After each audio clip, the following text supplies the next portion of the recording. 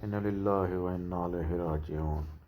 बड़ी अफसोसनाक खबर जी कि सारिਆਂ ਨੂੰ पता भी है, मदीना शरीफ तो 40 किलोमीटर पहले उमरा करके ज़ायरीन ਜਿਹੜੇ ਆ ਰਹੇ ਹਨ ਤੇ ਉਹ ਬੱਸ ਦੇ ਔਰ ਆਇਲ ਟੈਂਕਰ ਦਾ ਤਸਾਦਮ ਹੋਇਆ, ਜਿਹਦੀ ਵਜ੍ਹਾ ਤੋਂ ਕਮ ਅਜ਼ ਕਮ 42-45 ਉਮਰਾ ਜ਼ਾਇਰੀਨ ਜਿਹਦੇ 'ਚ ਬੱਚੇ, ਬੁੱਢੇ, ਔਰਤਾਂ ਸ਼ਹੀਦ ਹੋ ਗਏ ਨੇ।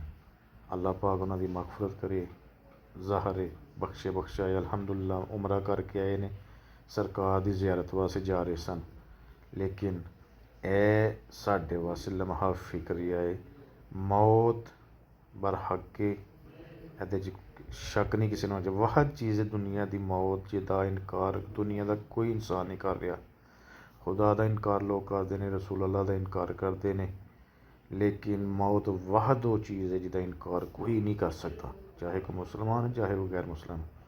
ਬਹਰਹਾਲ ਆਪਣੀ ਮੌਤ ਨੂੰ ਯਾਦ ਰੱਖੋ ਔਰ ਚੰਗੇ ਕੰਮ ਕਰੋ, ਬੁਰੇ ਕੰਮਾਂ ਤੋਂ ਬਚੋ, ਲੋਕਾਂ ਦੇ ਕੰਮ ਆਓ, ਲੋਕਾਂ ਦੀ ਹੈਲਪ ਕਰੋ, ਪਿਆਰ ਵੰਡੋ ਬਸ, ਔਰ ਨਫ਼ਰਤ ਤੋਂ ਪਰਹੇਜ਼ ਹੀ ਕਰੋ, ਤਕਰੀਬਨ ਚੰਗਾ ਹੀ ਹੈ।